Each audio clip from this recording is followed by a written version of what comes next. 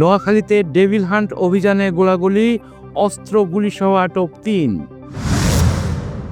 Joint operation সেন্টারের মাধ্যমে devil হান্টের সার্বিক কার্যক্রম সমন্বয়, জানালেন স্বরাষ্ট্র উপদেষ্টা। ডিসেম্বরের নির্বাচন ধরেই সব প্রস্তুতি নিচ্ছে নির্বাচন কমিশন। ১ মাস ৯ দিন পর টিসিবির ট্রাক সেল কার্যক্রম আবার শুরু।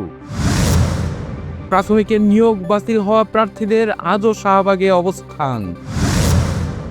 হামাসের কাছে সব জিম্মির মুক্তি চেয়ে আলটিমেটাম ট্রাম্পের। যুক্তরাষ্ট্রে এভিয়ান ফ্লুর প্রাদুর্ভাব ভয়াবহ আকার ধারণ। উয়েফা চ্যাম্পিয়ন্স লিগে মুখোমুখি ম্যান সিটি ও রিয়াল মাদ্রিদ। আল নাসরের সঙ্গে ১ বছরের চুক্তি বৃদ্ধি করতে যাচ্ছে রোনালদো।